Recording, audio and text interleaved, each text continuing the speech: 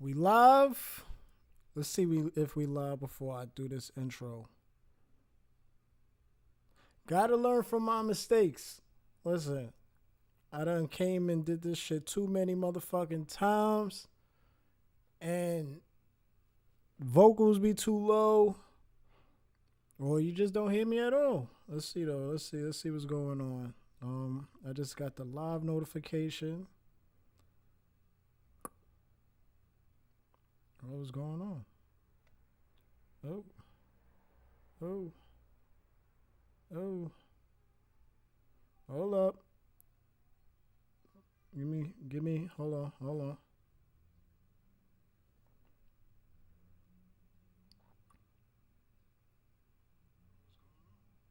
We good?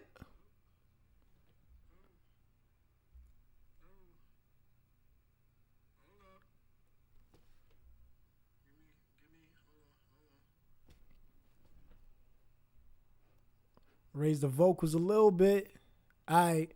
Peace. It's your guy, Young Eli. Eli. My Lord.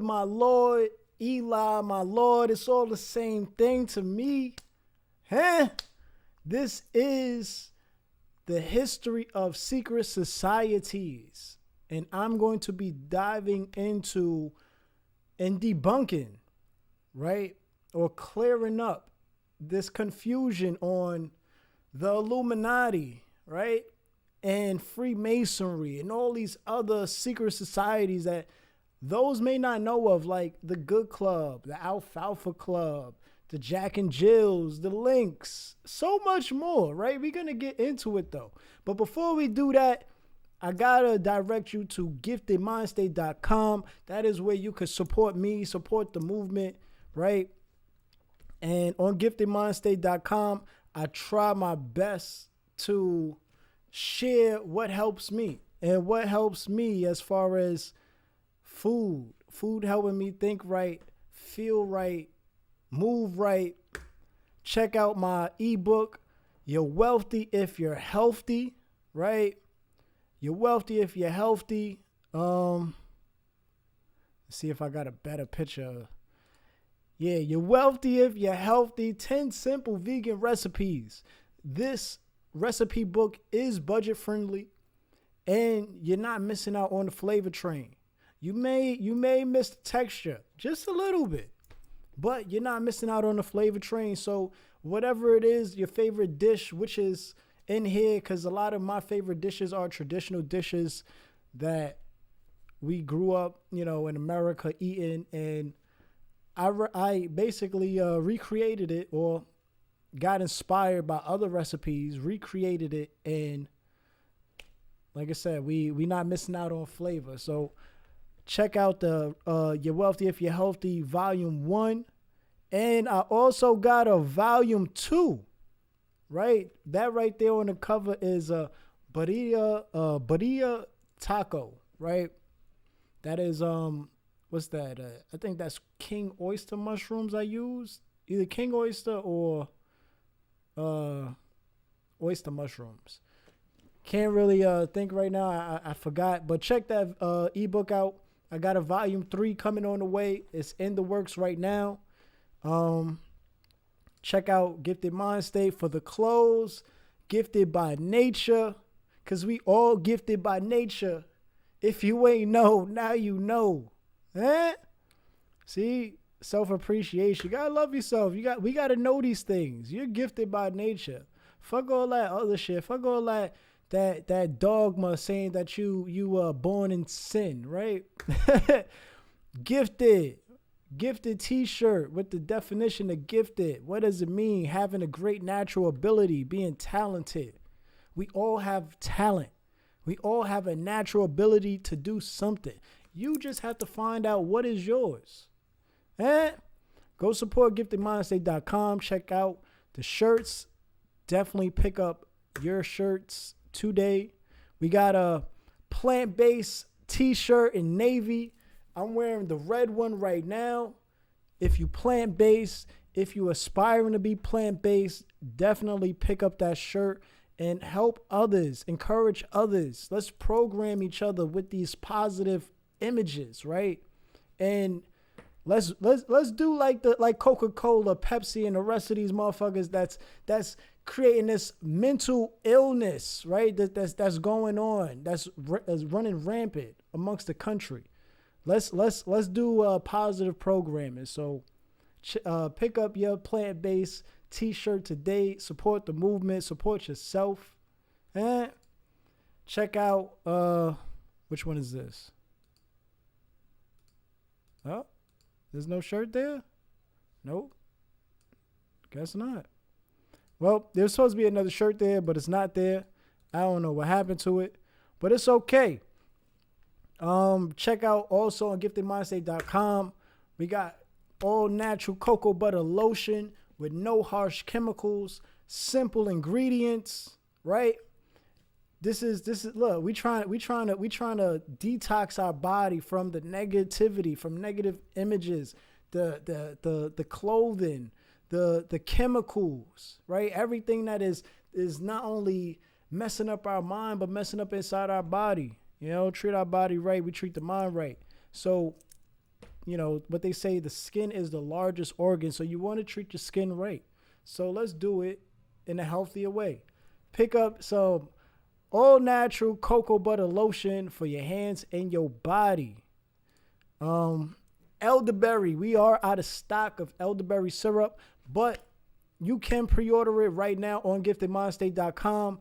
Expect your order to be shipped at the end of June, right? Same thing for the sea moss. You can expect shipments to be, orders to be shipped out by the end of June, but go pre-order your sea moss.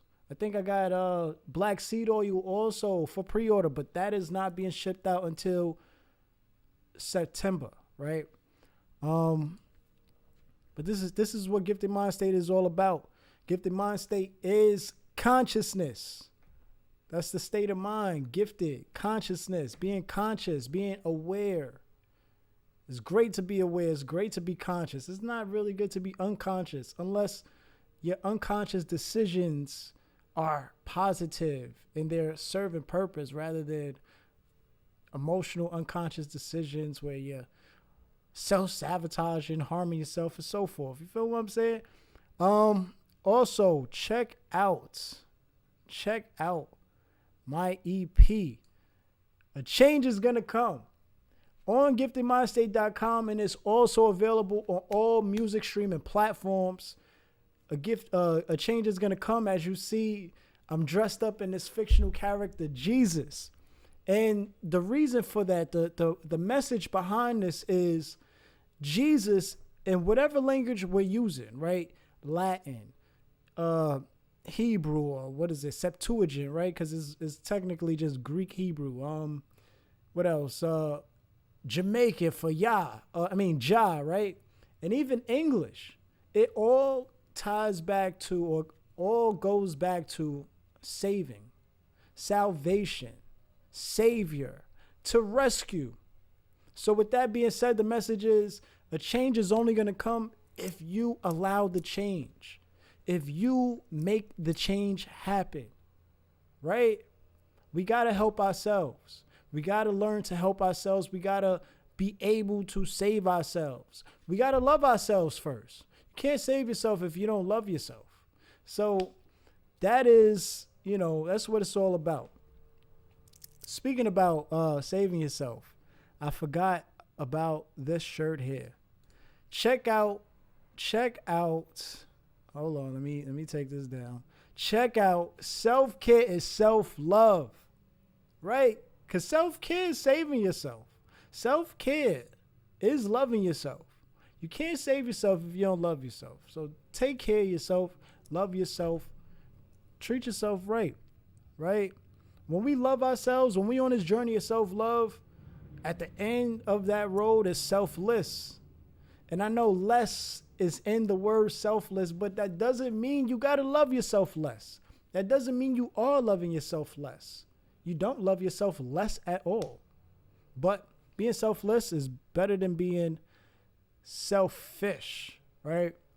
But be selfless, Love others as you will love yourself. Same thing that this fictional character said in the Bible, right? Which is going all back to Ma'at, right? Which is the precursor of this, or the predecessor of this 561 commandments or 10 commandments, right? So with that being said, let's jump into this presentation. So I wanted to start off the presentation with the definitions, right, for fraternity. So fraternity, the reason why I wanted to start off with the definitions anyways, because a lot of people misconstrue these definitions or don't care about definitions. They just using words and coming up with their own meanings for it. But that is why there's a whole bunch of confusion on now. So fraternity, there was actually one of these sheep belonging to one of these organizations. And they said that fraternity or fraternal came from this guy who brought together these three organizations and said that it's fraternal, right? But anyway, this is why I wanted to bring out the definition. So the definition for fraternity is a group of people sharing a common profession or interests, right? And it says what? North American definition would be a male student society in a university or college, a religious or Masonic society or guild, right? Then it says the state of feeling of friendship and mutual support within a group. So as you see, the similar words for fraternity will be a profession, body of workers, a band, group, set, circle, society, club, association, lodge, union, organization, alliance, brotherhood, right? We hear a lot of brotherhood from biker gangs and so forth.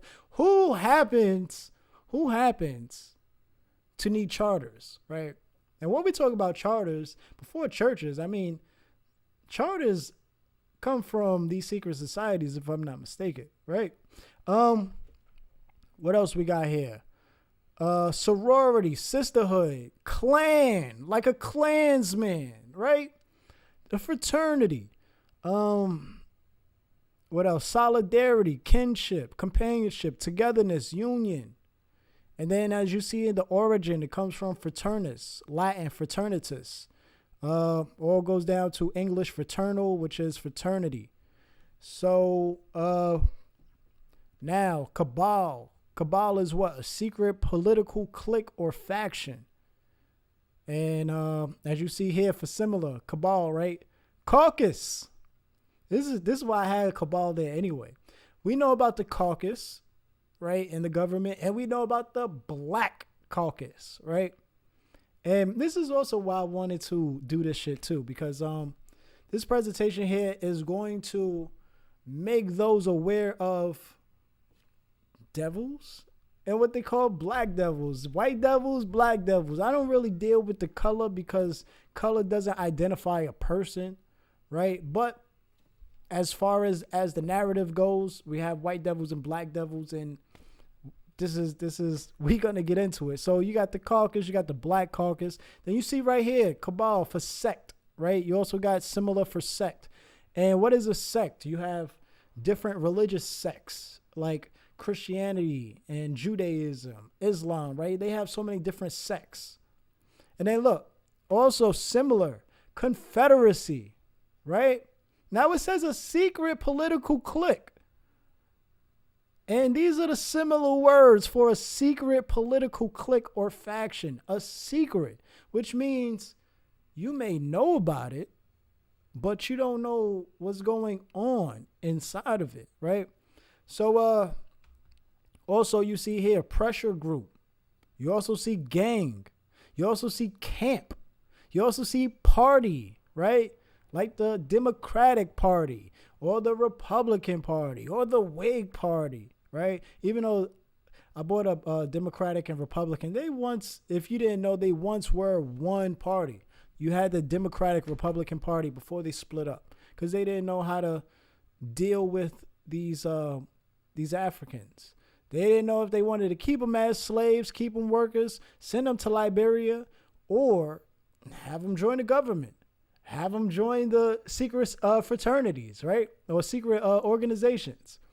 And then let's go to a cult, because we're going to get into the occult. We're going to get into these magical organizations. I know magical sounds kind of crazy and mystic and spookism type of, but no, there's actually such thing as a magical organization. So a cult is what? Supernatural, mystical, or magical beliefs, practices, or phenomena, right? That's kind of like Jesus walking on water, raising Lazarus from the dead, resurrecting his physical body, resurrecting out of the stratosphere, right? Beyond space, because we don't call space because it's just a bunch of space. We call space because you could go beyond space, right? Yeah, so Jesus will be a mystic, right? And it says what? Of involving or relating to supernatural, mystical, or magical powers. He raised Lazarus from the dead. That sounds pretty magical to me. It sounds like some magical powers. He didn't have the defibrillator, right? He wasn't clear. The motherfucker raising motherfuckers with his magical wand, right? Or the staff, right? Communicated only to the initiated. Esoteric.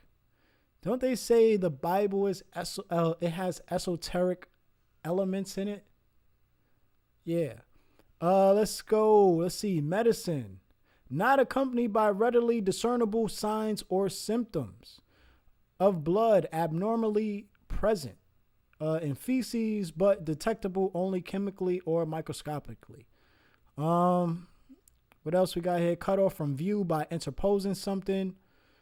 And astronomy for concealed from view by passing or being in front of it. So basically hidden, right? That's what we getting at.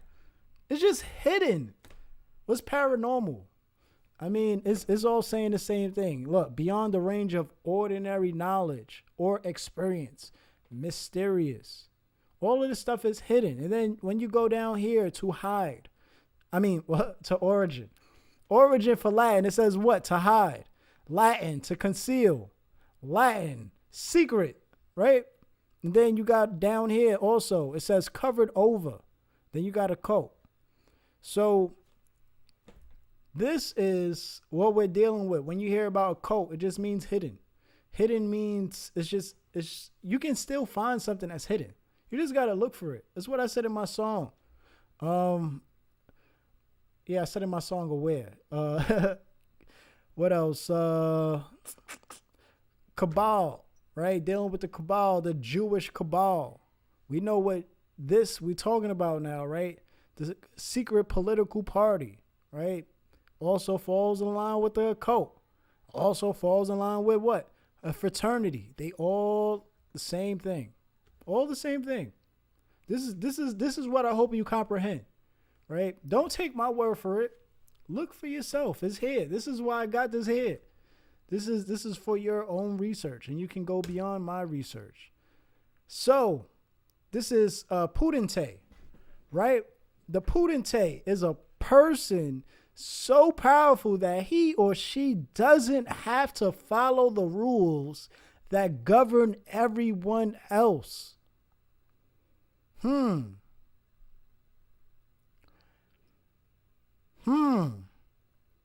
A person so powerful that he or she doesn't have to follow the rules that govern everyone else.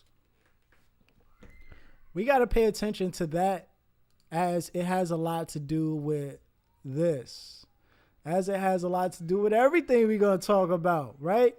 So let's get started in the history of these secret societies. So, early Illuminati from the Britannica, which is an encyclopedia and a scholarly source, says, according to adherents, the source of the light was viewed as being directly communicated from a higher source or due to a clarified and exalted condition of the human intelligence.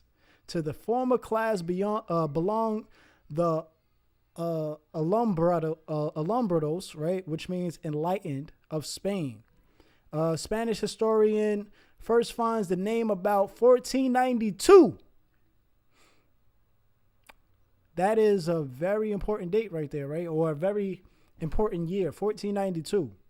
We could talk about the Spanish Inquisition. Oh, I got that right there anyway. Let me just read up, because I'm just gonna wind up explaining things. So, but traces them back to a agnostic origin, and thinks their views were prompt in Spain through influences from Italy, the Etruscans, or the Romans, right? Or the Vatican. Still the Romans, same thing. One of their earliest leaders, indeed, some scholars style her as pre-Alumbrado, was Maria de Santo Domingo, who came to known as I'm not even gonna butcher that, but she was a laborer's daughter, born in Aldea Nueva, south of Salamanca, about 1485. She joined the Dominican order as a teenager and soon achieved renown as a prophet and mystic who could converse directly with Jesus the Christ in the Virgin. Ferdinand of Aragon invited her to his court, and he became convinced of the sincerity of her visions. The Dominicans appealed to Pope Julius II for guidance, and a series of trials were convened under the auspices of the Inquisition. Her patrons, which by then included not only Ferdinand but also Francisco Cardinal Jimenez de I'm just gonna butcher that Cisneros and the Duke of Alba, ensured that no decision was taken against her, and she was cleared in 1510. Now, it's funny, she said the Dominican order. If you know about the Dominican, the name Dominican comes from, right? Dogs of the Lord. Yeah, dogs of the Lord, right? Now, Saint Ignatius of Loyola, right? This is your Jesuit. So while studying at Salamanca, was brought before an ecclesiastical commission on a charge of sympathy with the Alumbrados, but he escaped with a domination. Others were not so fortunate. In 1529, a congregation of unlettered adherents at Toledo was visited with scourging and imprisonment. Greater rigors followed, and for about a century, the Alumbrados afforded many victories to the Inquisition, especially at Cordoba. Now, understand, a lot of this shit is in Latin, right? Because when we deal with the origins of these societies, they literally go all the way back to the teaching of Nubia, right? To the teachings of Nubia, which then went to the teachings of what we now call Egypt, which was taken over and corrupted by those of Alexandria and those that came after. So, when we talk about the Greeks, we're not far from the Latin language, right? Or the Latin civilization, which is the Romans. They shared the same ideologies, the same culture in a sense. So, I just wanted to point that out. The movement under the name Illuminists, right, seems to have reached France from Seville in 1623. It attained some prominence in Picardy when joined by Pierre Guérin, cure of St. Georges de Royce, whose followers known as Guérinets was suppressed in 1635. Another body of Illuminists surfaced in the south of France in 1722 and appears to have lingered till 1794, having affinities with those known God damn it. These words. I'm not even going to do it. Anyway, as French prophets, an offshoot of the Protestant militant Camisards, right? So, talking about the Gnostics, right? He is the founder of the Jesuits, aka the Society of Jesus, aka the influence of Freemasonry. Now, one of the influences of Freemasonry, we're not going to say the influence, we got to say one of. So to learn more about him, you can read right here. I just wanted to show this here. So for those, when I do drop these presentations for sale, you can see for yourself. So, what does it say right here? I'll just read the first paragraph. Saint Ignatius of Loyola, namesake of Loyola University and founder of the religious order of the Jesuits, saw slavery as a means of protecting and serving the poor. The Jesuits owned slaves in colonial Louisiana. Now, why I also have this in here is look at this site, right? All the way on the right. Dr. Anthony Fauci on the AMDG Jesuit podcast, how his Jesuit education helped prepare him for the pandemic. His Jesuit education, what's the difference between a Jesuit education, a Christian education, Episcopal education, a Jewish education, Islamic education?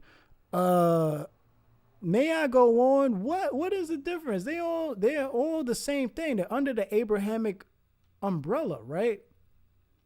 How did his education prepare him for that pandemic?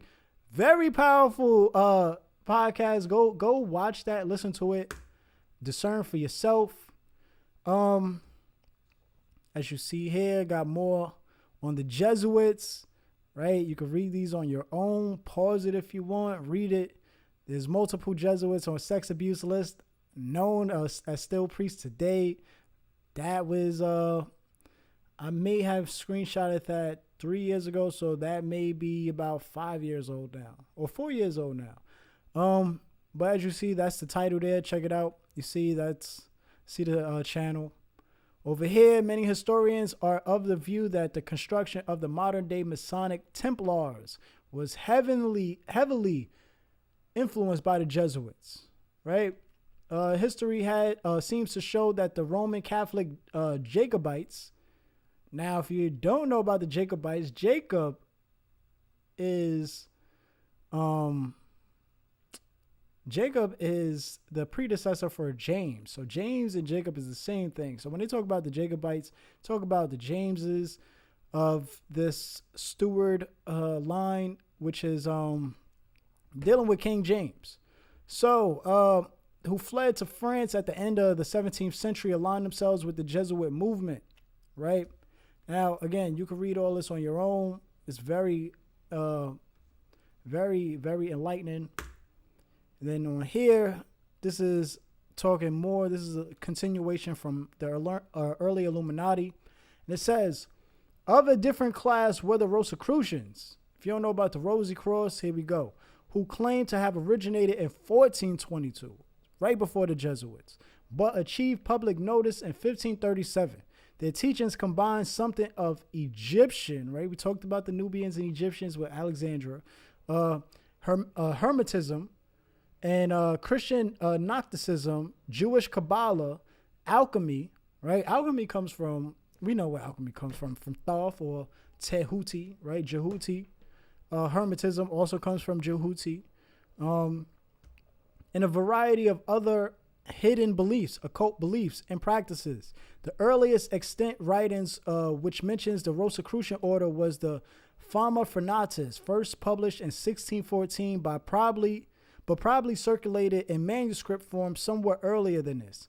It recounts the journey of the reputed founder of the movement, Christian Rosencreutz, to Damascus, Damakar, a legendary hidden city in Arabia, Egypt, and Fez, where he was well received and came into possession of much secret wisdom. Fez, pay attention to that. We're going to come back to number 6 here. This is slide number 6. We're going to come back to this slide here because Fez, we're going to know why they wear this hat called the Fez or the Tarbush, right? Because there's a little town in Morocco called Fez. He finally returned to Germany.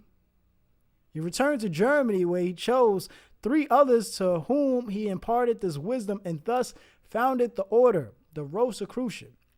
Later, the number was increased to 8, who separated, each going to a separate country. Sound like the Rothschilds, right? What's his name? Mayer Rothschilds, his sons went to different countries and they established the central banks, right, that we have today. So one of the 6 articles of agreement that they adopted was that the fraternity should remain secret for 100 years. And at the end of 120 years, the secret burial place and perfectly preserved body of the founder were discovered by one of the then members of the order, along with certain documents and symbols held in very high esteem by Rosicrucians. The sacred vault was recovered, the members of the order dispersed, and the location of the vault was lost to history. The Fama ends with an invitation to some few to join the fraternity, along those who have believed associated with the order of the German alchemist Michael Mayer, British physician Robert Fludd, and British philosopher and statesman Sir Francis Bacon. The Bavarian Illuminati, right? Perhaps the group most closely associated with the name Illuminati was a short-lived movement of a Republican free thought founded on May Day, 1776, by Adam Weishaupt, a professor of canon law. And he was a former Jesuit. That's why it starts off with early Illuminati. So, the members of this secret society call themselves perfectibilists. Their founders' aim was to replace Christianity with the religion of reason, as later did the revolutionaries of France and the 19th century positivist philosopher Auguste Comte. The order was organized along Jesuit lines and kept internal discipline in a system of mutual surveillance based on that model. We're not getting far from the Jesuits. The Jesuits still hold power in the Vatican. Where we at? Its members pledged obedience to their superiors and were divided into 3 main classes. The first included novices, Minervals. If you know about Minervals, then you know about the Bohemian Grove or the Bohemian Club in San Francisco, which is where those members go to the Bohemian Grove. You'll know about Minerva, which is also in the military. This owl. And lesser Illuminati. The second consisted of Freemasons, ordinary Scottish and Scottish Knights.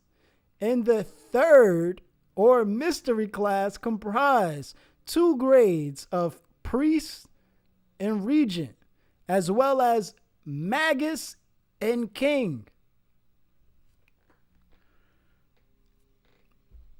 I'm not going to read that over. You can read that last part over for yourself. Read those 3 main classes, right? This is making you aware of what's going on. When motherfuckers say secret societies are running the world, that is not a conspiracy. That is truth. A conspiracy needs more evidence to be proven. It has some type of evidence, but it has no evidence to be proven, right? This can be proven. This is coming from the Britannica. This is a scholarly source. They're telling you, it's in your, they say that the truth is best hidden in plain sight anyway, right? So moving on.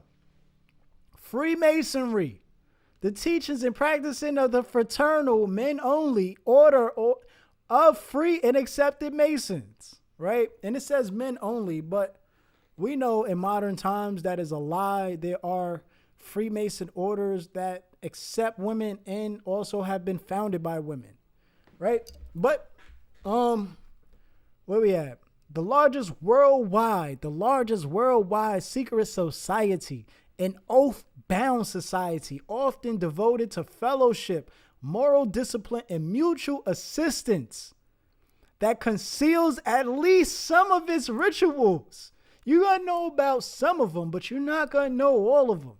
You may know about the book that William Morgan put out so you can understand what they went through, but you're not going to know everything unless you know about these authors, right? Unless you buy their books, which is super fucking expensive.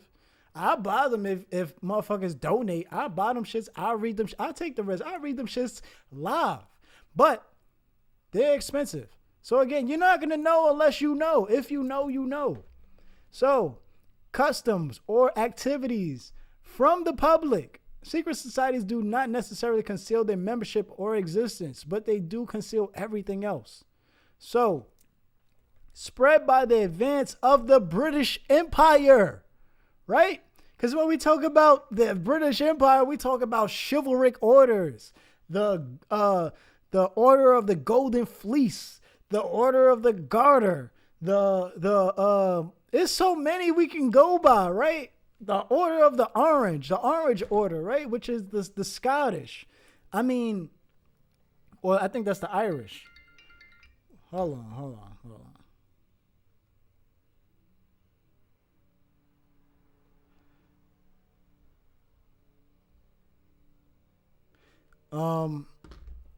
I had a clear sign up, but let's go. So, Freemasonry was spread by the advance of the British Empire. The British Empire also took on who? The Roman Empire, right? The Roman Empire was only succeeded by the Byzantine Empire. The Byzantine Empire was only succeeded by the Ottoman Empire. Woo! That's how real it is. I'm not even gonna pick those up right now. Actually, I'll pick them up. Right? And the Ottoman Empire was succeeded by who? The British Empire. Huh? The Anglo-Saxons and the Normans. Right? Normandy and the Anglo-Saxons. Where do we get Angelicans from, or angels, right? The Anglo-Saxons. So Freemasonry remains most popular in the British Isles and in other countries originally within the empire. Estimates of the worldwide membership of Freemasonry in the early 21st century range from about 2 million to more than 6 million. And we're talking about every country. We even have African Freemasons. We have Asian Freemasons. We have Indian we have Freemasons all over, right?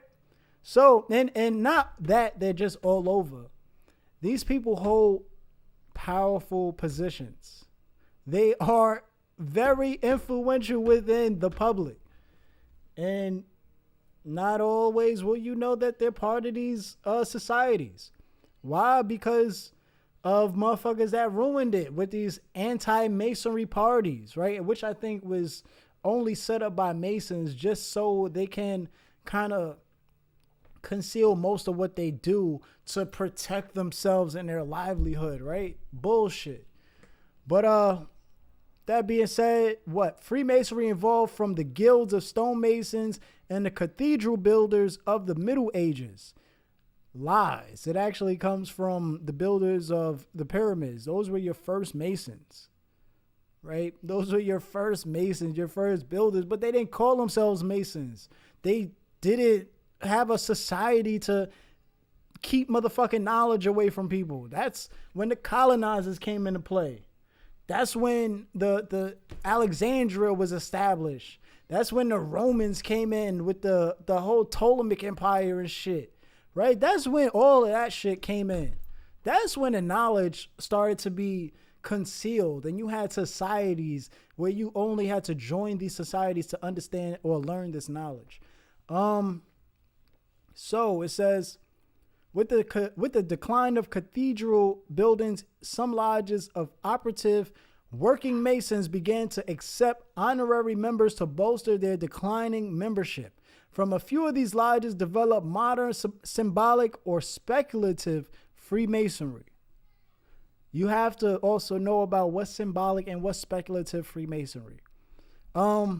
which particularly in the 17th and 18th century adopted the rites and trappings of ancient religious orders and of chivalric brotherhoods.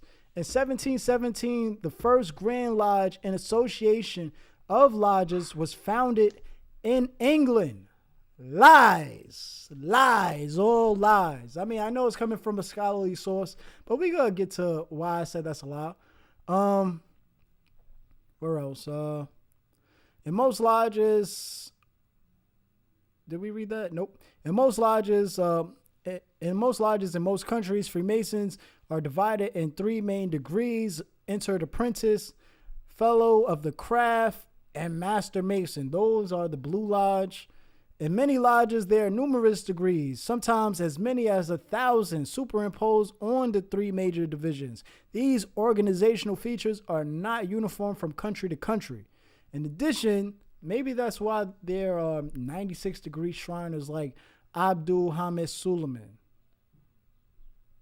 In addition to the main bodies of Freemasonry derived from the British tradition, there are also a number of appendic groups that are primarily social or recreational in character, having no official standing in Freemasonry but drawing their membership from the higher degrees of the society.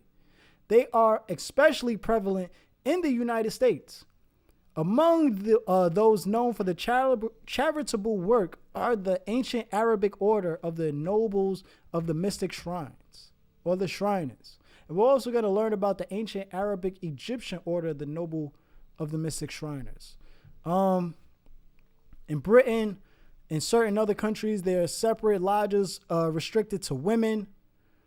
In addition, female relatives of Master Masons may join the Order of the Eastern Star. We're going to get to him as well, which is, I think his name is Jim Morris. I got him in here. We'll learn about the Eastern Stars, which is open to both women and men. Boys may join the Order of the Demolay. We're going to get into Frank Sherman Land, a.k.a. Frank Dad Land.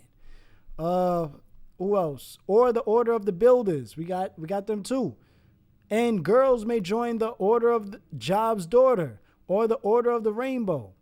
English Masons are forbidden to affiliate with any of the recreational organizations or quasi-Masonic societies on pain of suspension. Right? Now, here is your arms of the Grand Lodge of Scotland. Formation, right? It says 1736.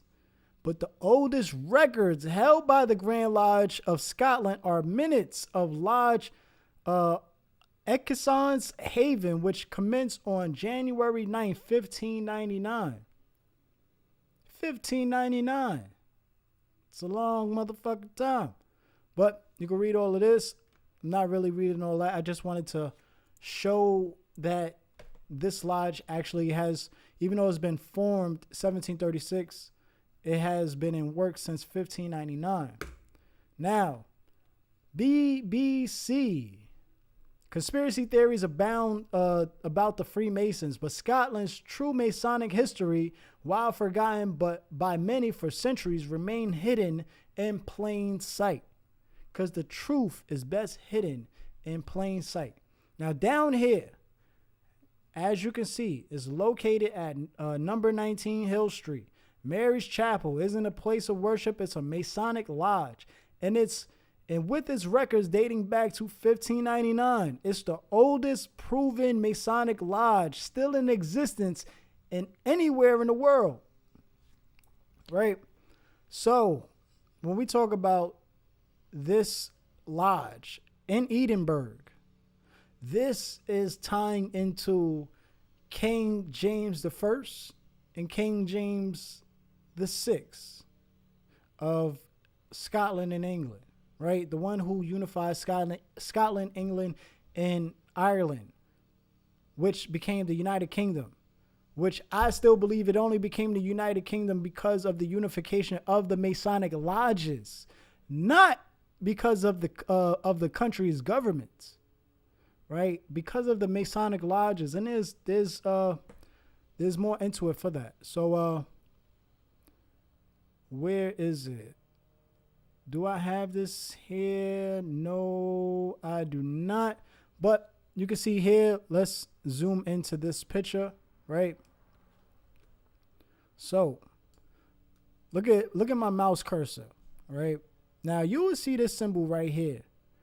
NO. You'll see that like as number, right? Number one, right? You see that. This is how they do. Now you see this here, right? See that cross? See that cross? This is the Marian cross, right? The Marian cross is a term to describe a symbolic representation of the close connection of Mary with the redemptive mission of Jesus. The letter M below the cross indicates Mary's presence at the foot of the cross. That's what that means. And then you can see down here, John Paul II, coat of arms. That's what that is. And the reason why I got that there is because there's a whole misconception. Because a lot of these Bible thumpers, a lot of these sheep want to differentiate themselves from these orders. But all of these cults are the same. They're just religious cults. They're no different. Y'all use the same book. But I wanted to show you also use the same symbols. And as you see, you also got the Shield of David there, right? Why is the Shield of David there? In Scotland. On a Masonic lodge. In a circle. We're going to get into that. So we talked about the Marian cross. Now, here's your foundation. Your foundation for the motherfucking secret societies. Your religious societies. This is your Knights of Templar. Right? Look when it started. First of all, look when these people were born. 1070. Right? This guy here, Godfrey, they don't say when he was born. But you see, the Knights of Templar was founded 1118. Godfrey became one of the members 1119. We got the Demolay, right? Where Frank S. Dadland was inspired by, right? Because the Knights of Templar also, we're not going to act like they was just a military, religious, Masonic order. They were a fraternal order that laid the foundation for all other orders that came after it. This is why you have the Order of the Demolay, right? This is why in here it says boys may join the Order of the Demolay. Jacques Demolay. And you see what he's wearing right there, right? We're gonna get to that too. We're gonna get to the other religious orders as well. So let's go to the Knights of Templar. As you see, they don't discriminate, right? You have African Americans, you have Europeans, you have Euro Americans, right? They don't discriminate. These are your Knights of Templar. These are your Knights of Templar. Look, I got this face right there because I'm like, why? Why are you joining something you don't even know? Why are you joining it? You want to dress up? You don't have to join in order to dress up. You don't have to, right? But now getting more into the Knights of Templar, the Baphomet, right? This is your symbol for your satanic church, right? Anton LaVey. They also associate the satanic church also with Aleister Crowley, but Aleister Crowley had his own thing going on. But Anton LaVey, right? He may also been influenced by the Knights of Templar, right?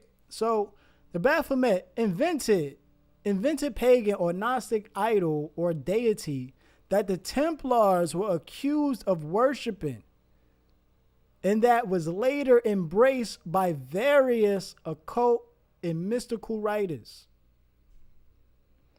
The first known mention of the Baphomet was in a letter written in 1098 by Anselm of Ribmont, describing the siege of Antioch during the First Crusade. Anselm stated that the Turks called loudly upon Baphomet. Most scholars believe that the word refers to Muhammad, the founder of Islam. In 1307, Philip the Fifth, right, or the Sixth of Philip the Fourth of France had every Templar in France arrested, accusing him of such heretical acts as idolatrous worship of a bearded male head called Baphomet. By the 19th century, Freemasons had also been falsely said to worship the Baphomet. Right? And then it says in this book, Dogma et Ritual, the influential French occultist Eliphas Levi created the Baphomet that has become a recognized occult icon. So before they had this image, it was just an idea, a concept, and this man brought it into life. He brought it to life. So it says the book's front piece was a drawing of Baphomet imagined as a Sabiatic goat, a hermaphroditic winged human figure with the head and feet of a goat that is adorned with numerous esoteric symbols. And it's funny that it says a hermaphroditic winged human, right? Hermaphrodite. This is bad. They say this is bad. This imagery here is bad. Have you ever seen the etymon for the word bad? Have you? Bad is hermaphrodite. Bad is hermaphrodite. But here, you can look here. This is Eliphas Levi. This is a little bit on his life. He wrote over 20 books on magic, Kabbalah, alchemical studies, and occultism. He also was he was in a French Masonic organization that originated Continental Freemasonry. If you know about Continental Freemasonry, that is, I think, dealing with the British. But also, yeah. So check this out. See for yourself. This is the guy, again, who created this image. I'm going to go a little bit further. This is more dealing with Eliphas, right? Says, here is what Eliphas Levi had to say about the Baphomet image he drew.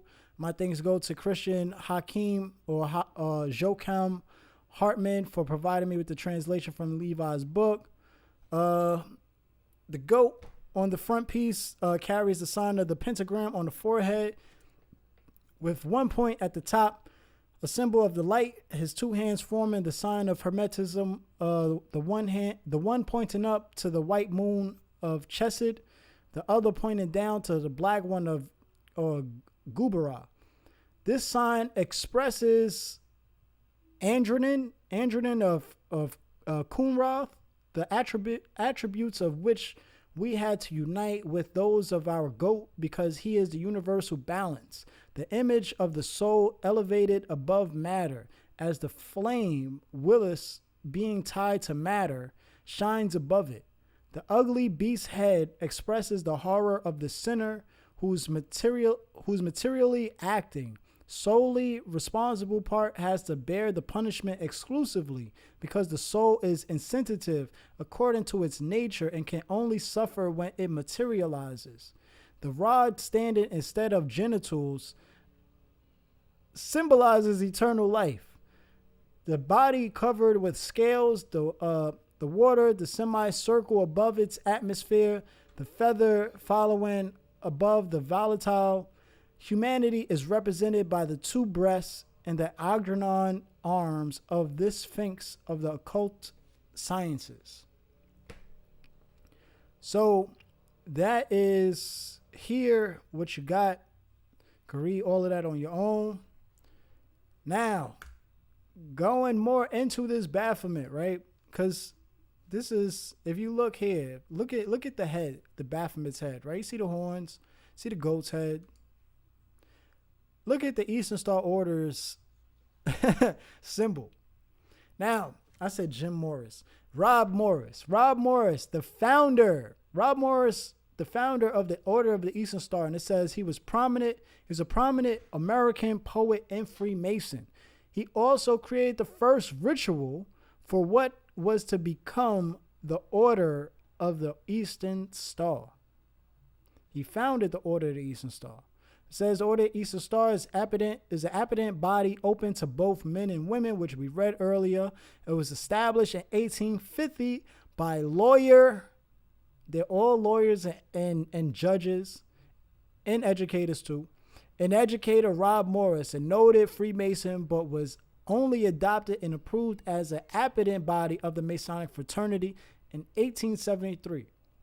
We're going to get more into the order, the Eastern Star Order. But now, remember, I brought up how this Masonic shit all started in Nubia. It all started in Nubia. We're going to pay attention to detail. Look at the detail. First, let's look at the leg sticking out. Look at the leg on Benjamin Franklin sticking out, right? And it says here, Franklin opening the lodge. But look at that. Look at his leg sticking out, right? Look at his hand. Now, yes, Franklin has a gavel in his hand, so his hand has to be closed. His hand is also open on the book. Look over here on your left. See how the hand is closed on the right? And you see how on the left the hand is open? Also, you can see here on the wall, same thing. Now, look at the apron on the left. What do you see? You see a pyramid. Look on the walls, right? On the walls, they have an apron also, and they're wearing a pyramid, right? Look at Benjamin Franklin's apron. What is he wearing? That looks like a pyramid. It's the compass, yeah, but it's a pyramid, right? Again, look at the spade. Look what he's holding, the spade. Pyramid. Look at this pyramid. You got the eye too, Eye of Ra, right? Look at the leg. Look at the leg. Look at the leg. Look at the floors, right? Let's see if Benjamin Franklin got. Nope, Benjamin Franklin don't got those floors, but he got those floors. He got the floors, right? Now it says George Washington, a young Virginia planter. If you know about the planter class, or if you don't know about the planter class, look into the planter class. But he was a young Virginia planter, becomes a Master Mason, the highest basic rank in the secret fraternity of Freemasonry. It says the highest basic.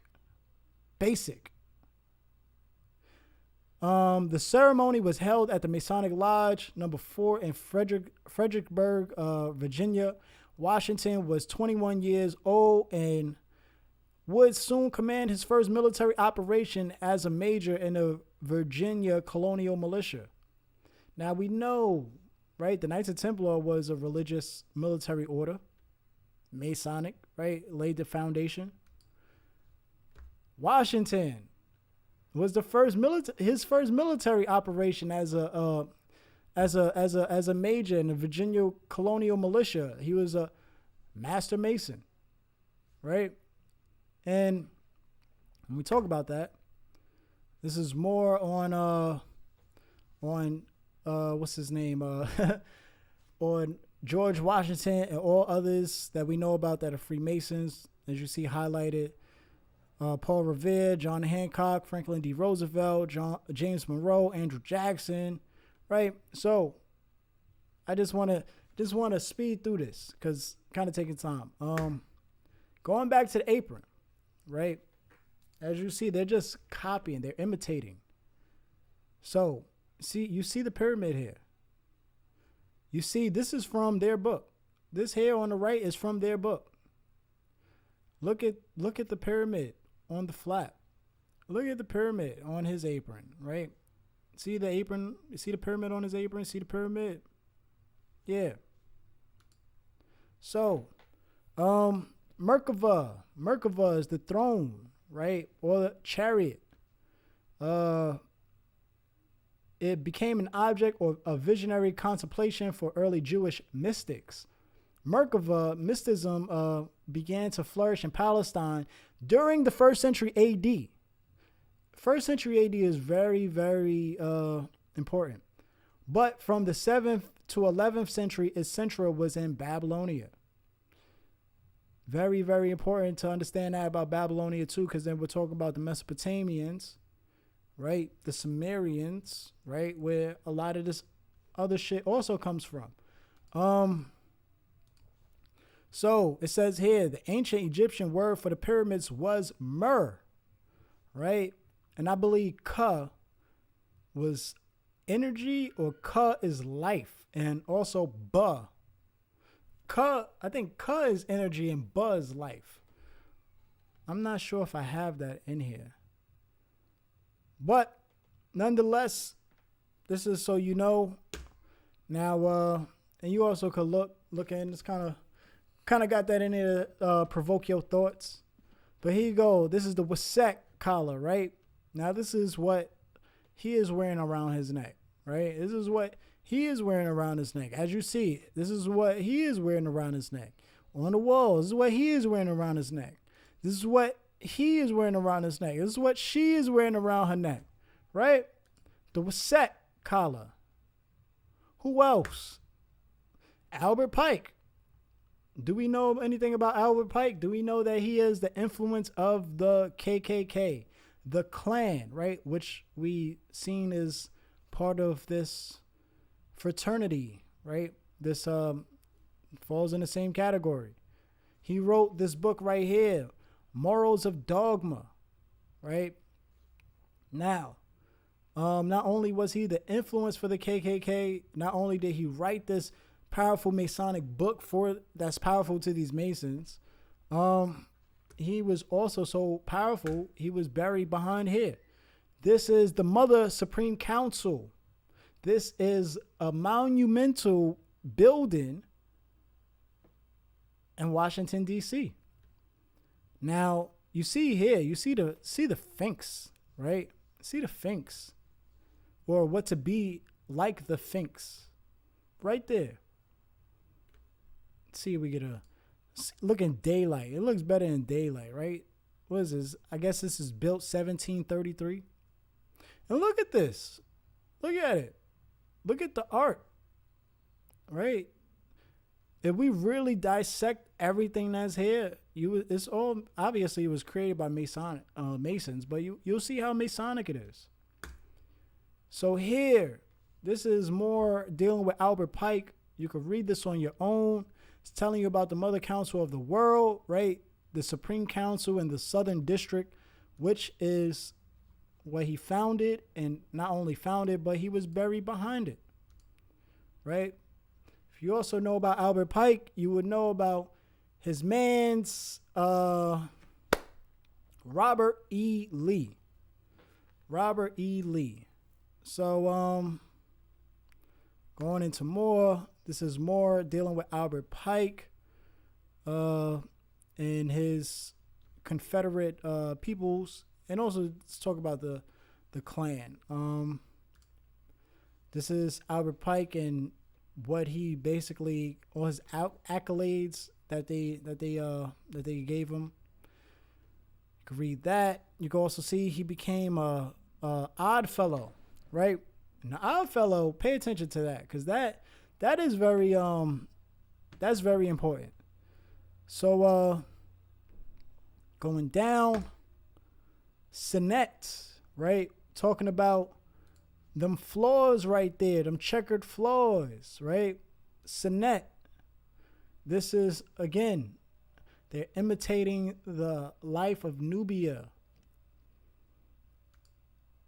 This is where we get chess from. See them floors? See the floors? Look, they play games. The floors really, though, is duality, right? Light and dark. The unknown and the known.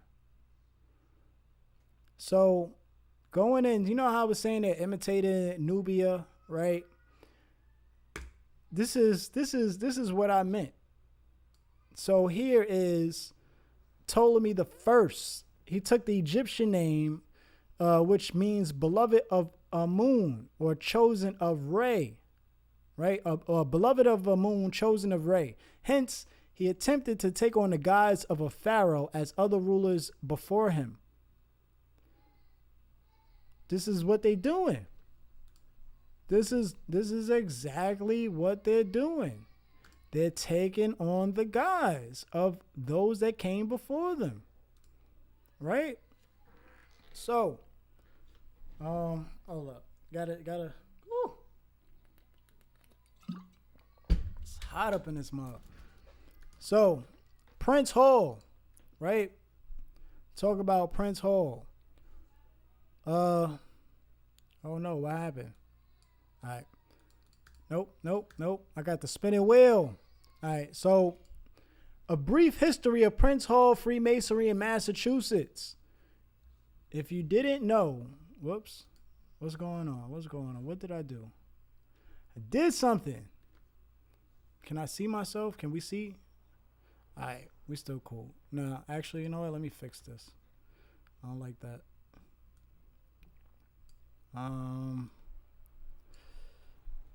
Bear with me. My fault. I did not mean to move this. Did not mean to move it.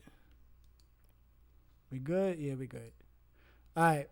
So, March 6, 1775. Pay attention to that date, because that is very important. March 6, 1775. Prince Hall and 14 men of color were made Masons in Lodge number 441 of the Irish Registry, attached to the 38th British Foot Infantry at Castle William Island in Boston Harbor, Massachusetts. It marked the first time that black men were made Masons in America. They have this on their website. It tells us that in order for you to have been free in a time in this country, on this land, when those who look like myself weren't, you would have been free if you were a Mason. That's what I'm getting here. March 6, 1775. The American Revolution. I mean, Independence Day wasn't even established yet, right? So, let's jump down. Under it, African Lodge was organized on July 3rd, 1776. July 3rd, 1776.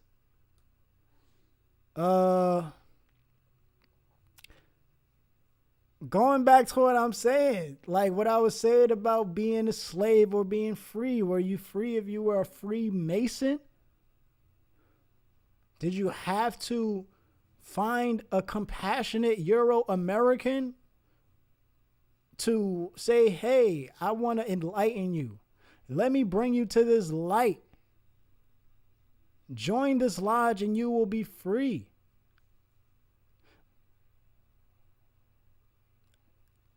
Make it make sense.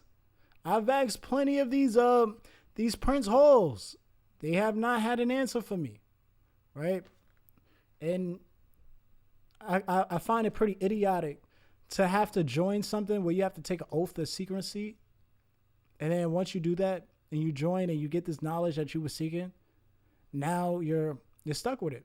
Because if you tell, now you have to face consequences from zealous members who take that shit far too serious. Kind of like how Malcolm X died, right? So anyway, Washington Post had put in 1775, Hall petitioned the Continental Congress to join the Colonial Army. Colonial Army General George Washington welcomed him, and Hall and several other black men fought in the Battle of Bunker Hill. You hear that? They fought in the Battle of Bunker Hill. This is why. Because if you don't know, I'm not sure if I have this in here, but you can do your own research. Benjamin Franklin, George Washington, and there was a few others. They petitioned for Prince Hall to be accepted. They sent letters to the Grand Lodge in England, the one we just talked about. They sent letters to the Grand Lodge to accept this African American, right? So we're going to jump down now. And as you see, I already expounded on it. But look, March 6, 1775, right? When did the American Revolution start? 1775. I need an actual date, right? I need an actual date because it would be kind of crazy to know that this happened right before they joined this lodge. And then as you see here, first casualty, Crispus Attucks. We know about Crispus Attucks, right? Now, more on on Prince Hall Freemasonry, right? Let's see. Damn, it's cut off right there. What are we gonna do? How are we gonna do this? Hold on. Whoops. All right. Let's bring it down some more.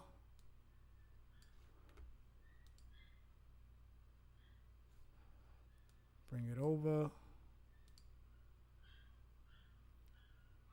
We good. All right.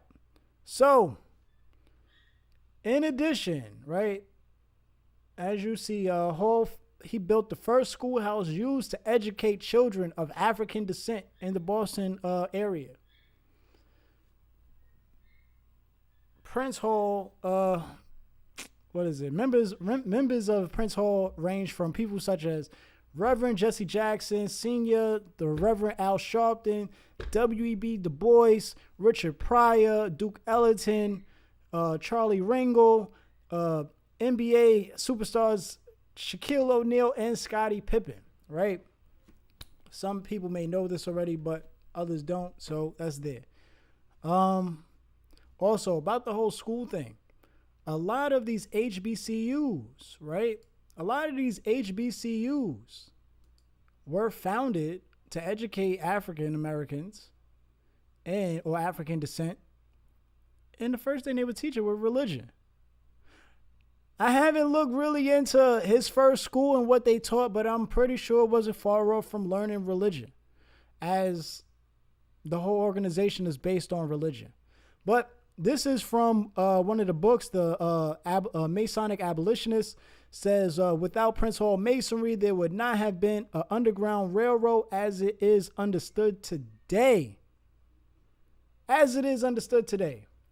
And as you can see here, John Brown, who Boule member Dick Gregory, Alpha Phi Alpha, says he was the baddest white man in America, right? John Brown, the one who inspired this 1865, right? The whole Civil War. So he was also inspired by Nat Turner, by the way. But Right here. He joined a local Masonic lodge, though he later quit the Masons after he became embroiled in the scandal surrounding the disappearance of William Morgan. So, he joined and left. This is why he passed away. When you take oath and you break oath, that's why William Morgan took an oath and broke the oath and disappeared. Right? Now it says his son, Brother John Brown Jr., is reputed to have been a Freemason. And he's also claimed to have been buried with Masonic honors, right? So did it matter what his father thought? No, because he was still influenced by his father making that right. Making that right. No pun intended. But this is the date though, 1776. What happened? We got the Illuminati that we learned about, right? The Bavarian Illuminati, founded by Adam Weishaupt. The Illuminati is a name given to several groups, both real and fictitious. Both real and fictitious. Historically, the name usually refers to the Bavarian Illuminati, an Enlightenment era secret society founded on May 1st, 1776. So this happened March 6, 1775. Oh, you know what? No, my fault. May 1st, 1776, right? And then we got July 3rd, 1776, the African Lodge, right? Phi Beta Kappa. Later, December 5th, 1776, right? And as you see, the very first fraternity. It actually wasn't, it was as far as it had chapters, but because it's a society, I would say no.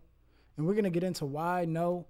But as you see, Phi Beta Kappa's first meeting took place on December 5th, day before my birthday, 1776, in the Apollo Room of the Riley Tavern in Williamsburg, Virginia. John Heath is the organization's founder. So here is from William and Mary's College, or the College of William and Mary's, right? This is where Phi Beta Kappa was founded. But this is also where the first secret society was founded for your school, right? So let's drop down to here. John Heath. This is the founder of Phi Beta Kappa, right? He is America's first frat boy, as you see.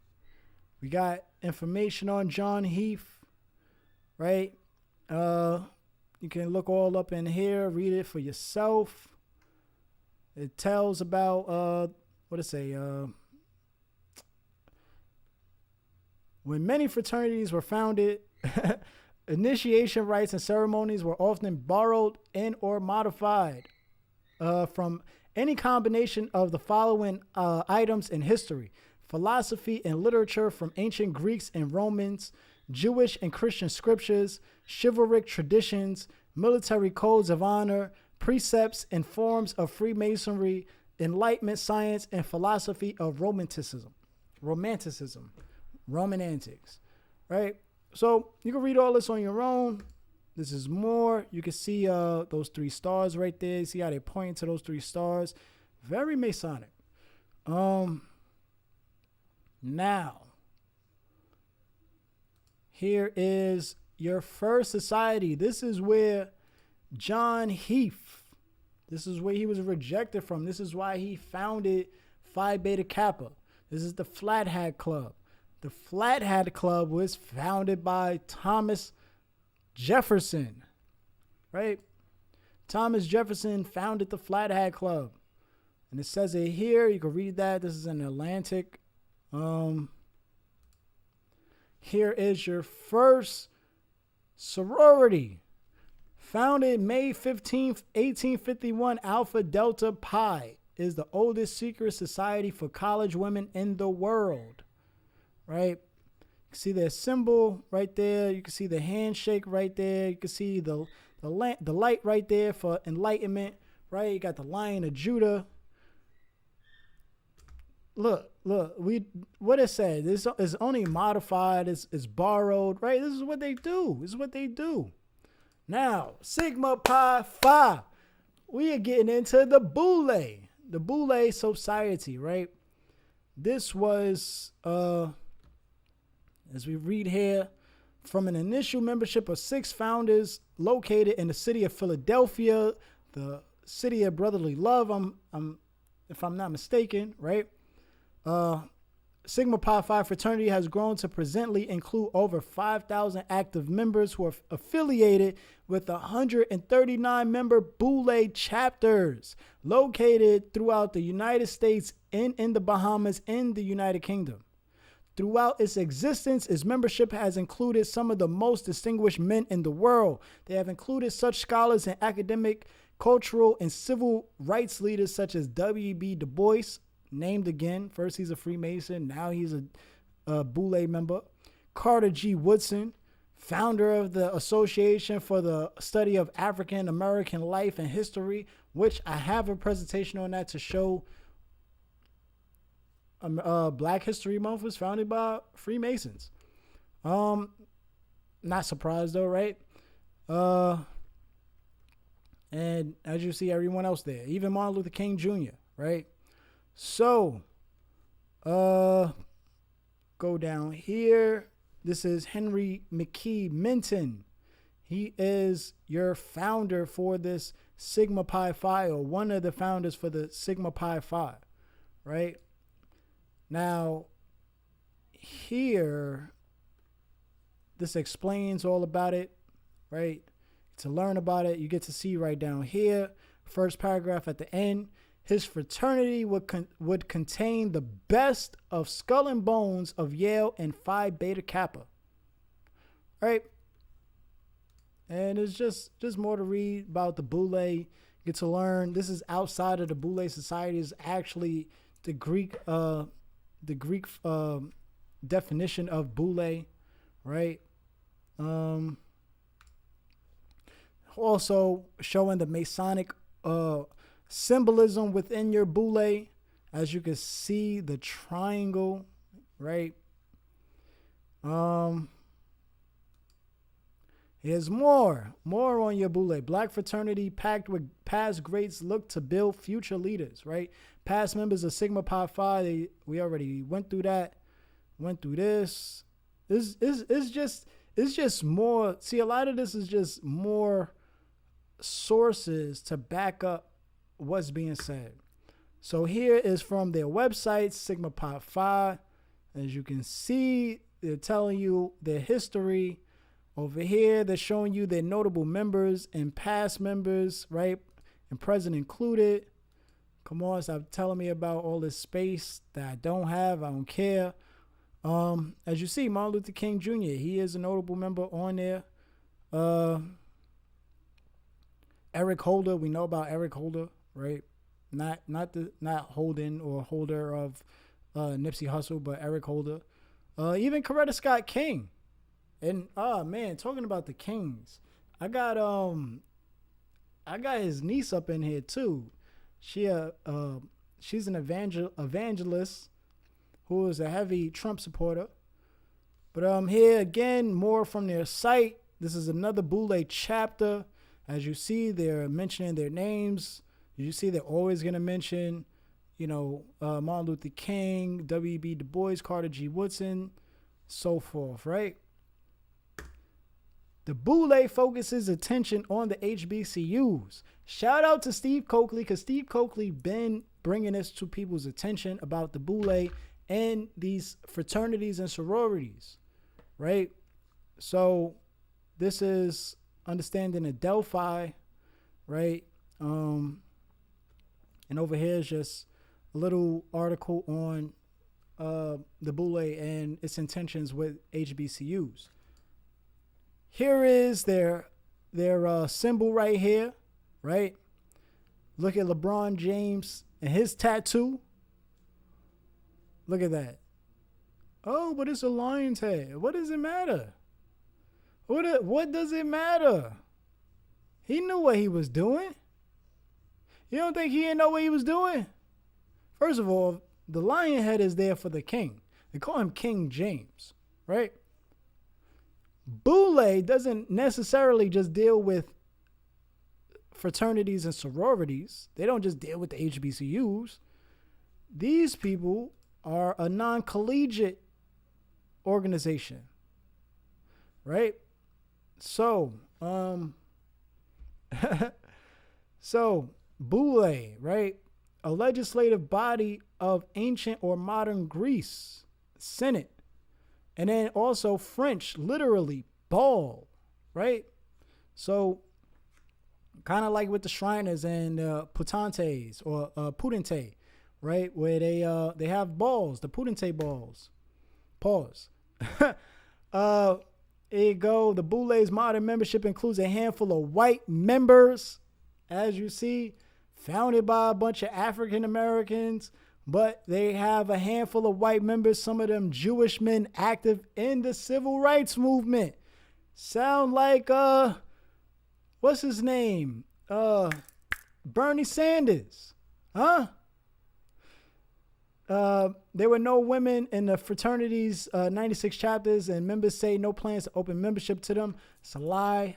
It's a lie because when we talk about Kamala Harris, you can Google Kamala Harris and Boule, and you will see her 65th Boule speech come up, right? I think that was by the other Boule member who brought it up.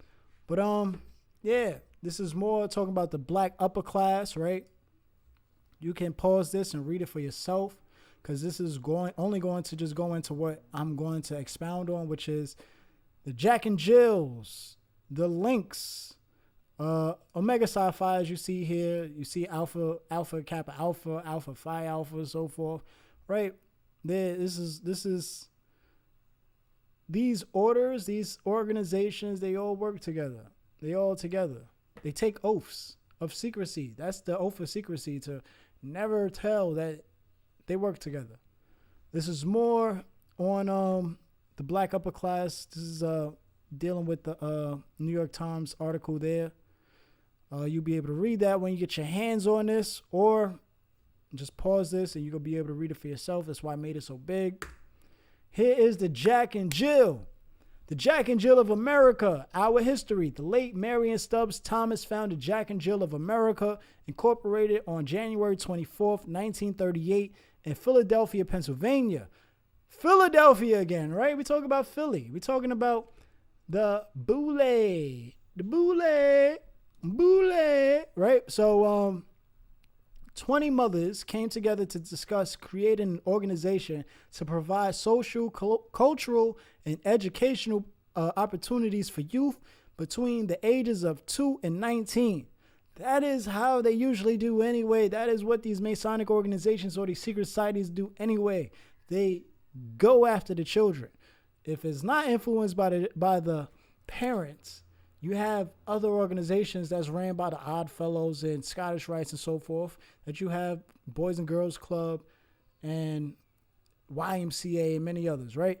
So, Marion Stubbs, as we see, she was part of, what's that? Delta Sigma Theta? Was that Sigma Delta Theta? Hold on. I got this in here. Hold on. I just want to be correct. Delta Sigma Theta. There we go. She was part of Delta Sigma Theta, right? And here is the links. This is Sarah Strickland Scott. You would say she's not part of any fraternity or sorority. Well, yes, she is. Look down here. She didn't join one in school, but she was an active member in the Jack and Jill. The Jack and Jill, founded by a Delta Sigma Theta member, a Boule member, right? So, we're going to get more on the Boule but it is now reaching the 1.5 hour mark. So I'm going to cut it right here. And we're going to come in for part 2. Stay tuned right now because I'm doing part 2. I'm not going to wait like I usually do. So be right back.